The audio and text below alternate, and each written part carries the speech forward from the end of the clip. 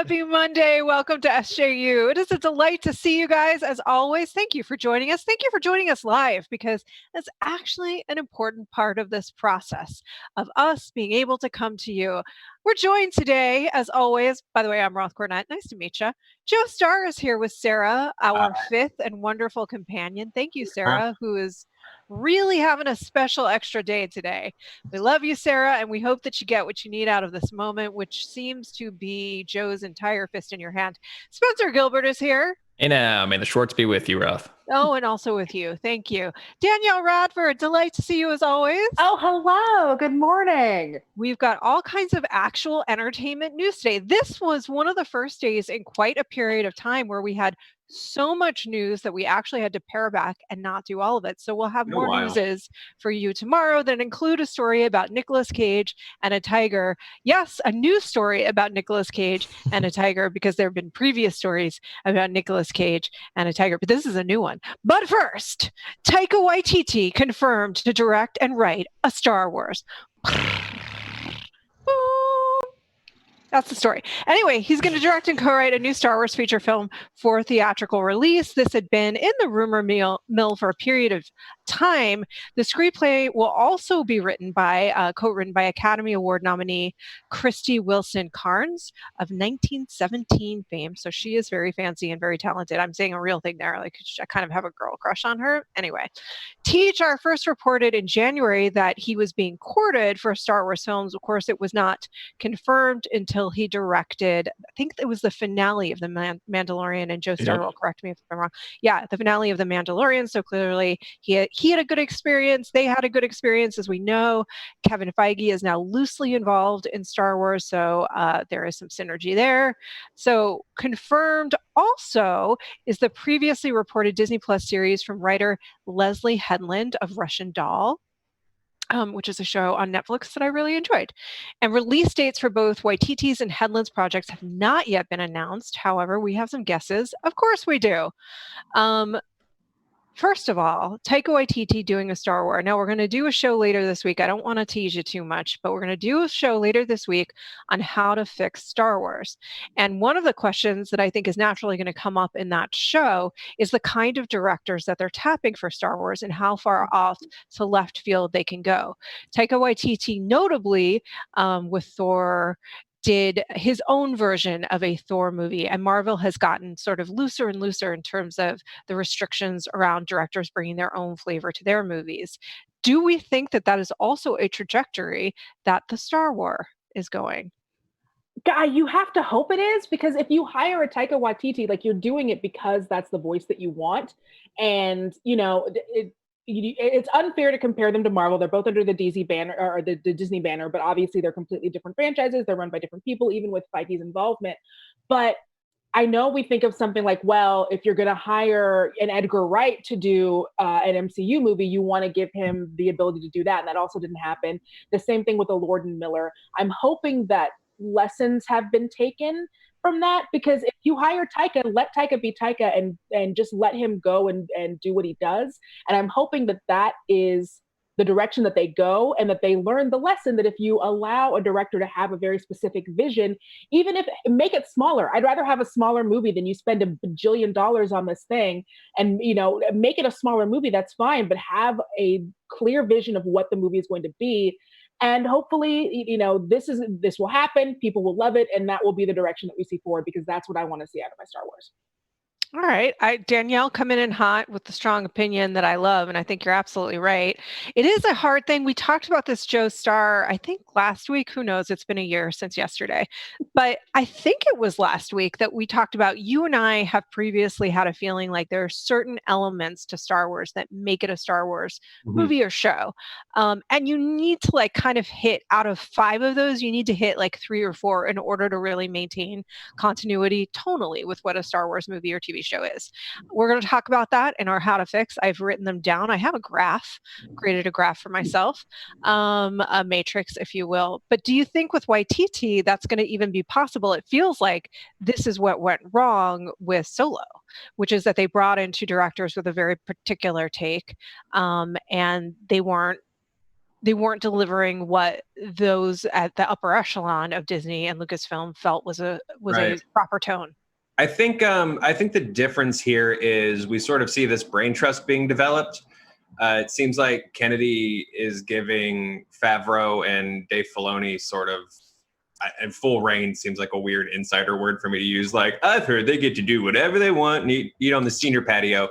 But it seems like with The Mandalorian, they've created sort of this brain trust, right? You have Favreau sort of behind the wheel with Filoni as a navigator, because Filoni's probably the closest thing to George Lucas we have if George is not going to be in the picture. And I really think The Mandalorian was, and she agrees, Mandalorian kind of a test run for some of these people.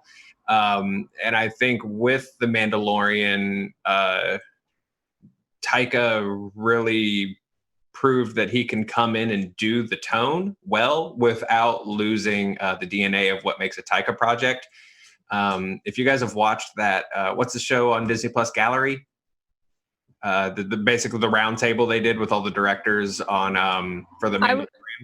I was instructed this morning by Eric Goldman to watch that, but I have not yet had a chance yet. So give us the bullet points, Joe. Well, two things. A, it's really interesting and really cool. You should check it out. But especially with Filoni's story of how he got involved in Star Wars, he thought his job offer was a prank phone call and treated it as such, which is pretty fun. But regarding Taika, Favreau said something really interesting about him, which I think is spot on. He said Taika knows how to find humor in action, which is so different from making fun of the action. And I think Lord and Miller were probably going more towards we're making fun of the action direction than finding the humor in it.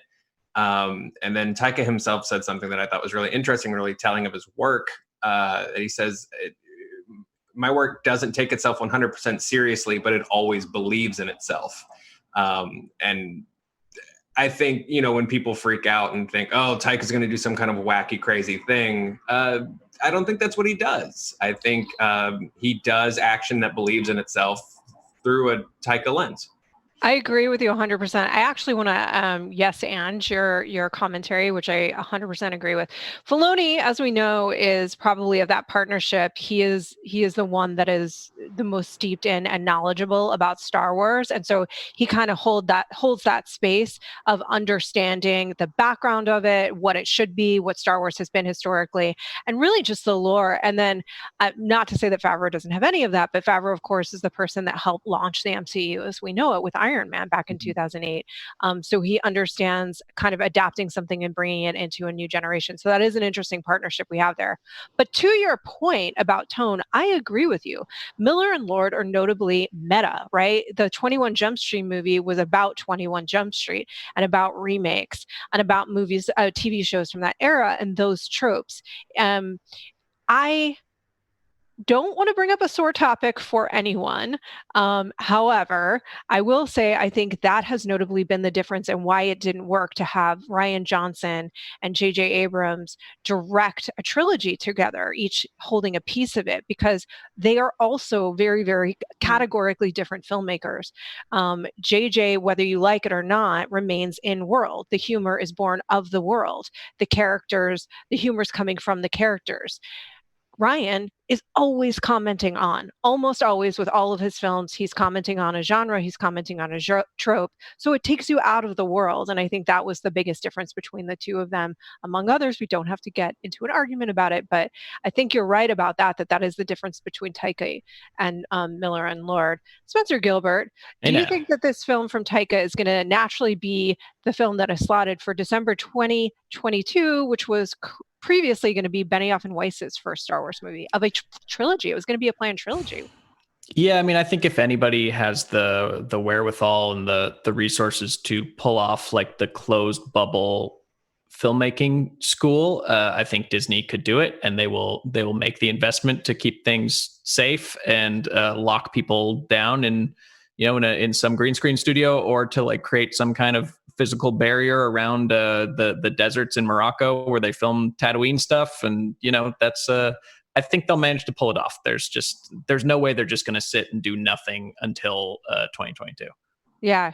So in addition to this brain trust of Filoni and Favreau, which is pretty interesting to think about in terms of those two as creators, like we've said, sort of balancing each other out with what they bring and complementing one another. What do we think? Feige was tapped to produce a Star Wars movie. And so is this it? Like, do we know? What do we think his role is going to be? Feige's role? Yeah. Gosh, I mean, it's got to be just like personnel and overall direction, like the biggest picture decisions of like, do you make another trilogy or do you do one-offs? Is the tone like this or is it like that? I think that the biggest clue as to what we're getting is in the screenwriters.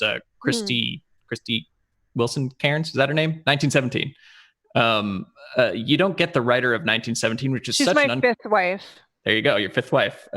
Keep racking them up. Good wife. It's Florence Pugh. Anyway, go ahead. First wife. My wives. So, yeah, I think that her screenplay for 1917 is so unconventional. It's so different from the norm that's the person you get when you want something like that. I think because studios are dumb like that. They're like, oh, we want a 1917 Star Wars. Let's get the 1917 lady. So I think that doing this will probably be a stripped down, action driven Star Wars movie. Otherwise, why get her involved? I mean, I would watch the single take rebel soldier running through the trenches of Hoth in order to hand something. Yeah, sounds amazing. She's also written other movies. I mean, God damn it. Nope. Tell us about your wife, Roth. Tell us why people. No, seriously, but tell us why people should be psyched about this. The position. She's written she wrote on. I'm looking at her stuff. She wrote on Penny Dreadful. Yep. Yes, which is and a otherwise great it's just show. otherwise it's just shorts. That was her first movie. Have you watched Penny Dreadful? It's a freaking brilliant show. I get it confused with Peaky Blinders. Okay, you know what? Here's another thing. First wife position is held currently it's shared by Phoebe Waller-Bridge and Florence Pugh. I guess I like Brits. You got a type. Anyway. The accent. You and Ryan Murphy, you got a type. That's true. It's true. Not unlike Ryan Murphy. In any event, I think we're going to return to it's May the 4th be with you week. So we're going to be covering TM. Star Wars. Yeah, TM. Thank you. Unless other huge entertainment news breaks this week, which you never know. A lot of stuff just happened today. It's really interesting. It feels like things are kind of heating up again. We will be coming back to you with how to fix Star Wars, all of the things that we want from our Star Wars in the future, and we will be including this news in that. But it's an exciting time. I think you're right that if we look at the creators they're tapping, you start to see where they're going. But I think even 2 years ago, we would have said that about Miller and Lord, and we were wrong then. So you never know. We might be wrong again, but it looks pretty good so far. And always with the series, I think they have more leeway to be creative and take risks. It's less money on all ends. So Spunk sounds like spunk if you try to say it. SPUMC. Spumsk. Skink. It sounds like a British swear. Spunk. Yeah, it does. Oi. Spunk in Don't the you eye. get that spunk with me? It's got some of that Liverpool liming, like that Cockney rhyming Next slang. time your lads Yeah. walk at me and give me that line of spunk. Yeah. If you want to know why we're We're in talking Barney. about spunk, then welcome to our show, ladies and gentlemen. This is how we do it, but this is via IGN. IGN is bringing us spunk every day. So essentially, this is the new term for Sony Pictures Marvel characters. So IGN did reach out to Sony to clarify that this is actually what it's called, and here it is. Spider-Man universe of characters, or the Spideyverse. Spider-Man universe of characters. Okay, Which is the Spuck? What's the Spider-Man universe? IGN. So this was in a tweet. A tweet referred to it as the Spider-Man universe of characters. So when Spider-Man IGN universe of characters, the suck. So exactly. And so when IGN reached out to Sony to confirm, is like, this what you're calling? Is this the official name for your universe? And they said, no, it's Sony Pictures Universe of Marvel Characters. Sony Pictures Universe of Marvel Characters, Spunk. They have so many meetings to decide so many things. Meetings. So many meetings. And this is what they landed on. They landed on Spunk. Spunk. I mean, listen, I gotta say, I've said it before and I'll say it again. I think everybody gets a pass right now. Like, we are lucky to be sane at all. I don't know if you guys saw the clip of the newsman who was pantsless on his broadcast the other day. Don't blame him. Do not. You gotta do what you gotta do at this point. Look, that's why you have creatives and that's why you have executives. And sometimes the executives get together and they say, we want to either call it Screen Junkies Red Carpet Premiere Subscription Service or the Sony Spider-Man Universe Marvel Character Catalog. And that's what you get. This is a terrible name. Like, I don't understand why you don't just call this Into the Spider. Just call it the Spider-Verse. Spider-Verse. Right, it's there. Yeah, it's right. It's there. Won an Oscar. Why you and won an Oscar? Why would you say it, right? Because they want to make the Morbiuses and the Venoms and the Aunt May movies and things that aren't. Those are all Spider-Verse. But those are all in the web of Spider-Man. Don't they also have Namor or something? They have like one other random one that I'm sure they'll. He can be a Spider-Man character too. Or they can do a separate one. They can do the Namerverse. The Waterverse. The What's My Name Again? Spunk. Amazing. Spunk. I mean, it's really an unfortunate name. Let's offer up some other ones.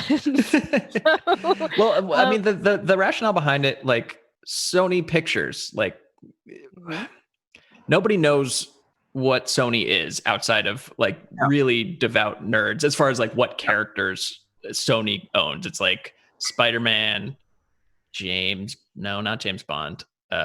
See, I don't even know. I don't know who else, what other franchises Sony has. It doesn't pass the mom test. MGM was distributing Bond for a period of time, and then they went bankrupt. And Sony did pick up the rights. Jumanji? Ghostbusters. They do. How could I forget? They have Ghostbusters. They have Ghost Court. They have Jumanji. They were distributing Spider-Man. I mean, they were distributing Bond, although there was a bidding war over the distribution rights for Bond. But Eon makes Bond. They produce Bond. They will never give up those rights, I don't think, to produce Bond. Eon is a company run by Barbara Broccoli. Cubby Broccoli started the Bond franchise, her dad. Anyway, the point is this, Spunk. I mean, like, I give everybody a pass, but if we were just to name this is what Billy suggests, other studio names. Universal's universe of only Hulk, Paramount's Transformers, and kind of G.I. Joe cinematic universe. I mean, it's just like you had a really catchy name in the Spider-Verse. Just leave it at that. You could call it you could do so many plays. You could just call it Sony Spider-Verse. Yeah. Enter the web of the... I guess that's SS. Yeah, can't have that. I mean, you know what? I'm going to go ahead and call my shot. I'd rather call it the SS than Spunk. Plus, Spider-Verse is... I got a baby in the room. All right. Show the baby. Yeah, she's out. She walked out. Sorry. That's fair. I like that the debate. Oh, Annie! I like that the baby came in and out on her own. She did. She heard door latch. She just pushes it open now. She heard we were talking about Spunk, and she was like, "No, I thought you guys were still talking about Star Wars." And then she was like, turned around. All right. I guess we have to live with it. It's Spunk, but we can call it SS right here on Screen Junkies if you like.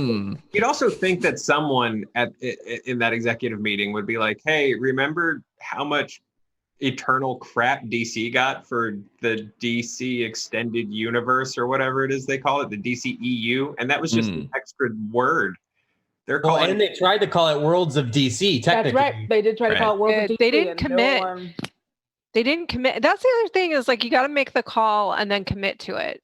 Otherwise, I don't think. And commit to Spunk. In comments, correct me if I'm wrong on this. I don't think Marvel was the one that originated the MCU. I think it was a writer, like a reporter, that originated, and then they rolled with it because they saw that it made sense. Marvel Cinematic Universe is clean, it's crisp, makes sense. I get it. I get what you're saying. Anyway, spunk. Thank you guys for liking and subscribing. It means the world to us. Thank you for tuning in live, because that is actually, I've learned from Ryan, who's teaching me all the ways of algorithms. It's a super important part of this process. So if you like SJU, and we hope you do, please do watch live, share it with your friends. Make sure to tune in right as we're doing this, because that's a big part of the algorithms doing their magic, including the likes and the like challenges that Joe will be coming up with. What are we challenging them to do today, Joe? We'll resume like challenges once we're in studios and not fearing for our lives from an invisible plague. In the meantime, if you just want to hit like, yeah, in the meantime, please do hit like. It really actually is an important part of getting the video shared out. We always want to hear from you. We want to hear what you want within reason. Let me tell you what that means. If you have a suggestion that's like, oh, you guys used to do kind of deep dive business stories with Billy the Business, would love for you to bring that back every once in a while. I hear you, friend, and I'm working on it. If it's, I don't like this person, assume they're my friend and I do like them, and I do not want to hear that opinion.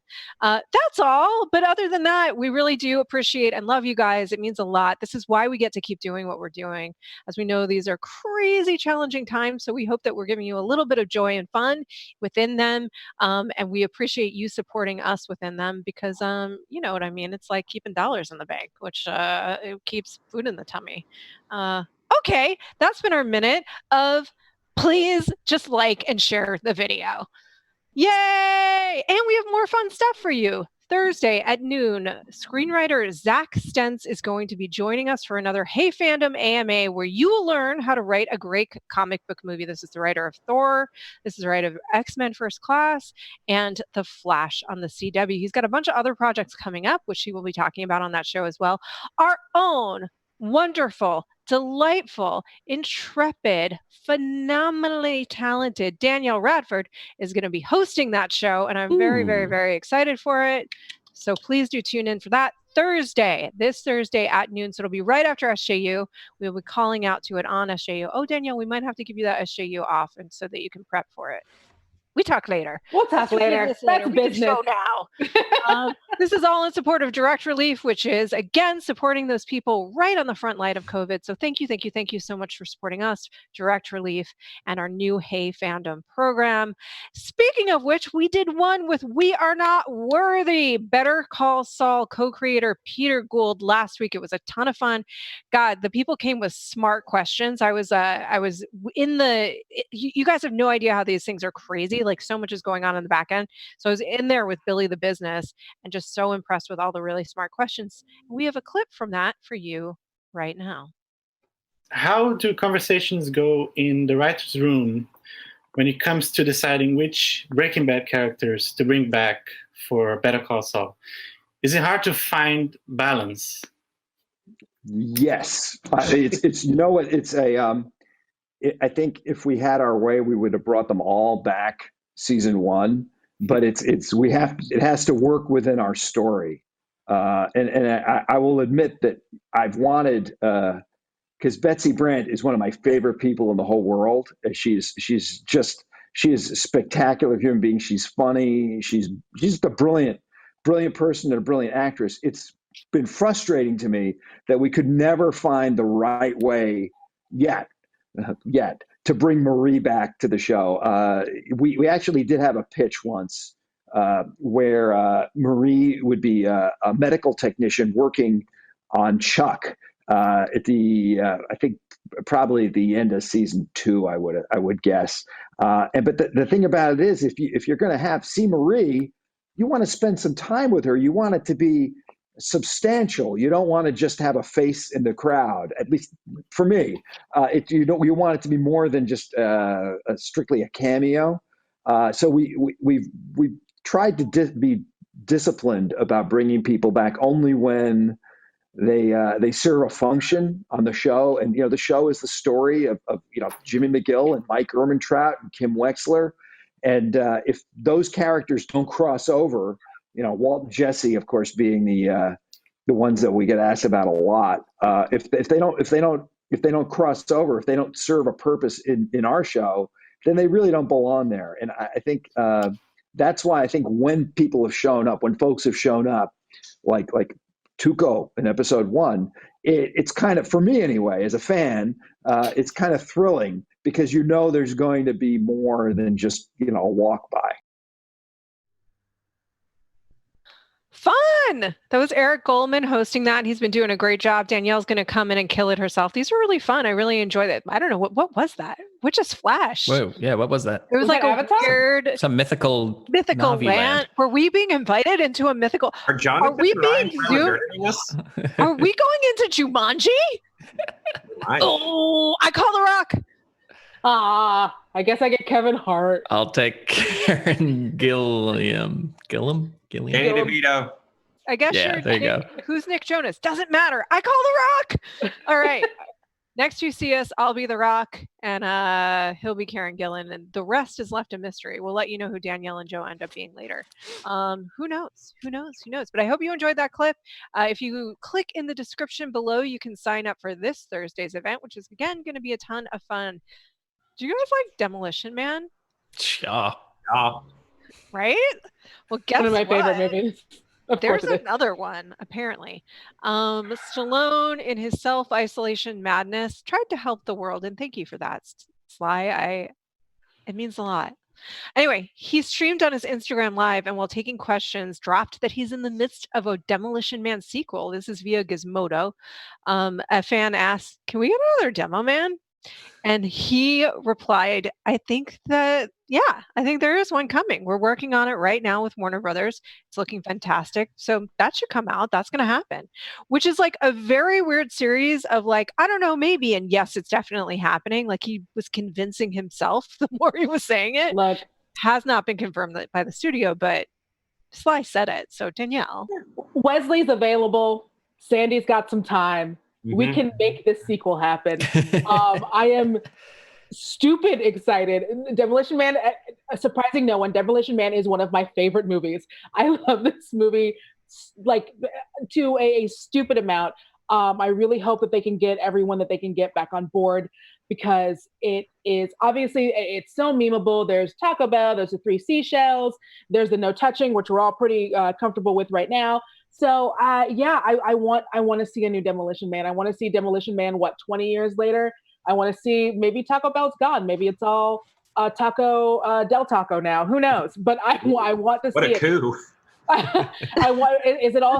Is it still 3 seashells, or has that gotten more specific? Is it 3 sandstones? Do you really want to know more about that? I do want, to quote Starship Troopers, I do want to know more. So... All right, we open on the 3 seashells. Enter my butthole.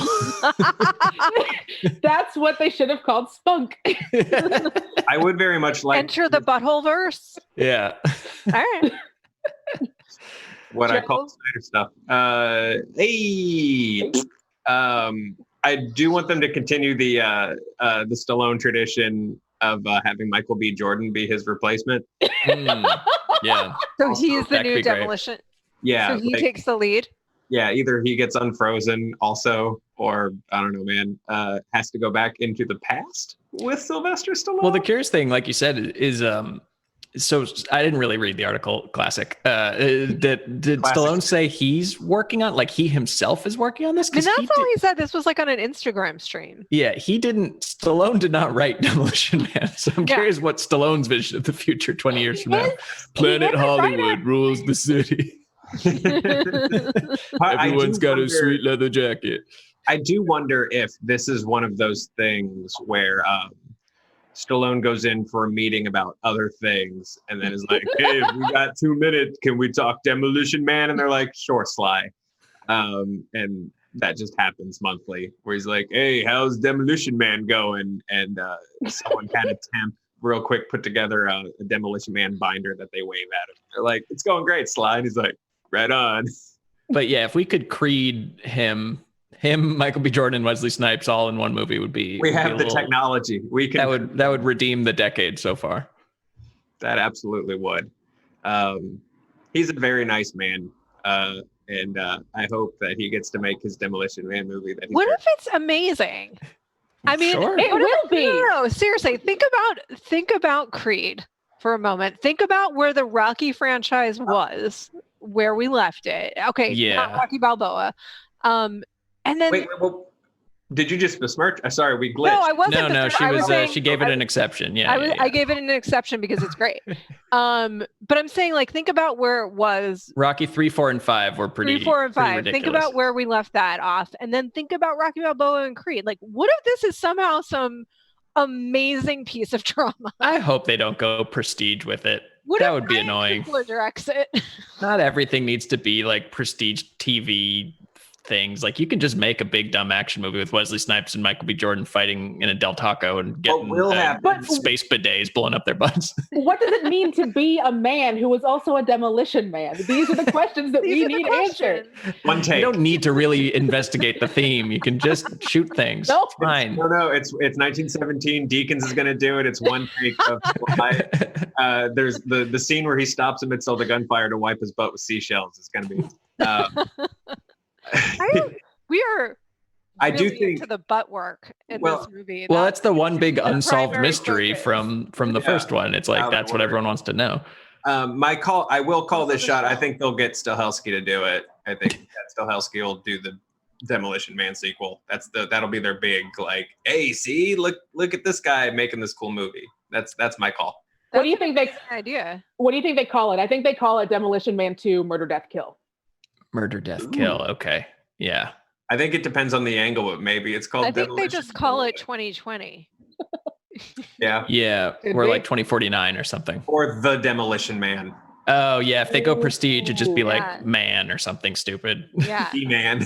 The Man. Demolish. Yeah, demolished. Mm-hmm. But I like and then it's gonna have some like sad version of I Think We're Alone Now or something, like playing over the trailer, and There doesn't seem to be anyone around. And then it's gonna be like, these And then it's, like, SJWs kinda ruin society. Only my anti-PC comedy can save it from the It like past. goes into minor key.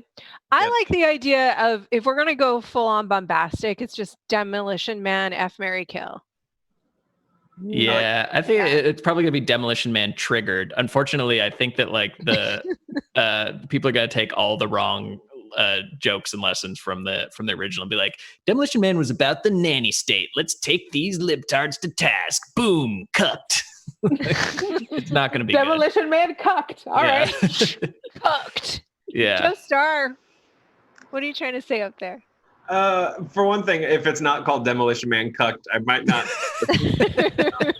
But I don't know. When I was reading this news, I went to, do they just string them along at the end of meetings? But then I did go to actual Sly in meetings. And if I have one very happy memory from working at Warner Brothers, it's sitting in a big executive conference room with Sylvester Stallone at the table and all the executives around him, and just standing around waiting to hand someone a bagel if they need it. But afterwards, before and afterwards, Sylvester Stallone making sure he knew everyone's name. Like, if you were in charge of bagels, if you were in charge of binders, the 2 Bs, no matter which B you were in charge of, Sylvester Stallone shook your hand and like made sure he knew your name. And just a nice dude. I hope he gets all of his Demolition Man sequels. Me too. That's a beautiful note to leave it on. Also, I feel like that is like the attributes of the old school movie star, and you don't see, you really, like, we've talked about this before. That's Tom Cruise does that. Yeah. Like, stops and shakes your hand and make sure he knows who everybody is. Yeah. And Eye contact until you're Soul. sold. Yeah. Yep. Terrifying. Yeah. just until he owns a small piece of your soul, not the whole thing. Then he moves Well, on. Spencer, some people like that. I don't know, but if I was like 6th in line and Tom Cruise was like making his way through the room, like, such a nice time with you. I really respect your work. Like, I'd be like, oh god, don't come to me, don't come to me.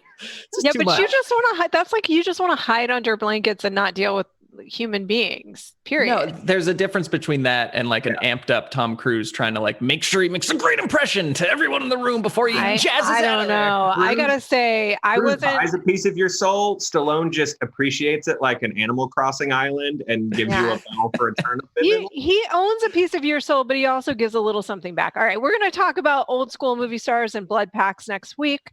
For this week, we are going to be talking about Star Wars. I also want to acknowledge that there's been some like, what are we doing on this channel? We are doing We are doing SJUs. We're doing them Monday, Tuesday, and Thursdays. We will be here for you. That's an SJ threat for today. We will be here for you Mondays, Tuesdays, and Thursdays with SJUs. I know we talked about doing like fan questions and fan Friday. We're going to do that on Fan Thursday, man. It doesn't have the alliteration, but it still has the heart. And we are also, we got a couple other things up our sleeves, don't we, Joe Starr, to do for the fans? Yeah. But for this week, go ahead and tune in for Danielle and learn how to write a great comic book movie and then take over the world. Nah,